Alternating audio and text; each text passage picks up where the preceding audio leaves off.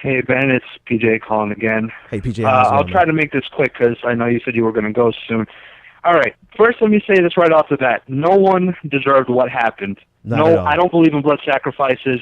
As much as I hate what the police as a whole have done to Americans, this was not necessary by Absolutely. any stretch, and I wish it wouldn't have happened. However, if we're going to talk narrative here, these two narratives cannot coincide. They cannot coexist. You can't keep treating poor people, especially in the urban cities or in the inner cities, as an other. Like, I'm talking about the police department. I'm talking about the media at large, saying, how can poor people be poor if they have fridges and microwaves? Right. But they're taking our government money, which the police, have to protect, even though they're all thieves and X, Y, and Z.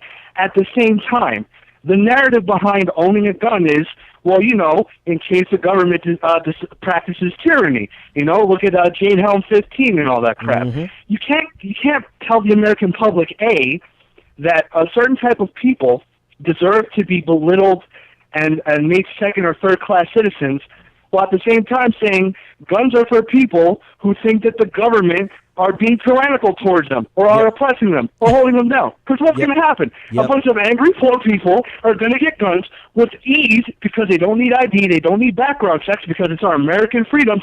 And then, what happens? When cops keep killing these people, then people are going to lash back. Again, nothing is deserved, but what the hell do you expect when these two narratives clash? If you're going to give everyone guns and you're going to keep feeding them the anger of being killed by the government, which is what apparently guns are for, then what do you think is going to happen? Yep.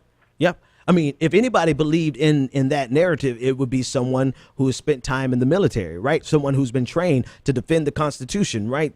Someone who's been these trained killers, all right, and know how to use these weapons. So I agree with you, like 100%. You cannot simultaneously, because here's the thing: they don't believe that they're talking to marginalized groups.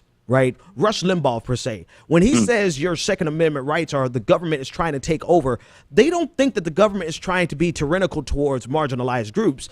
They think the government is trying to be tyrannical towards white Christian men on behalf of the tyrannical group of the marginalized groups. So they expressly mean, when they mean you need to get your Second Amendment rights and defend yourself, they are expressly talking to white Christian men and some white Christian women. They are never talking to black people. And the reason, and marginalized groups, minorities. The reason I know this is because Mark Hughes, the gentleman last night, and you can see him in one of my videos, I'll play it again. The gentleman last night who was in the army fatigue t-shirt and short pants, open carry protesting in Texas, which is legal.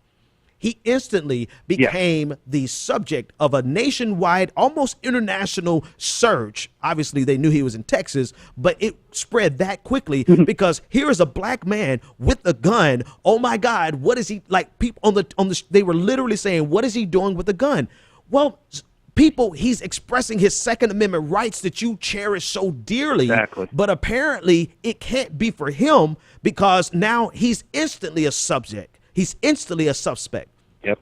So I hear what you're saying, but I'm just letting you know that they're clearly not talking to the marginalized groups because they don't think the government can ever be oppressive towards marginalized groups. They feel the government can only be oppressive towards white Christian men on behalf of marginalized groups because the white Christian men, they're the victims here, right? Ultimately, they are the victims, and everyone else, no matter whatever happens to you, no matter what the government does to you, you're never the victim. The real victims are the discomfort that white Christian men who make about $80,000, $90,000 a year, the discomfort they feel with having to make space in America for other ideologies, other races, other ethnicities, or the orientations, because we all know the most terrorized and marginalized group in America are white Christian men.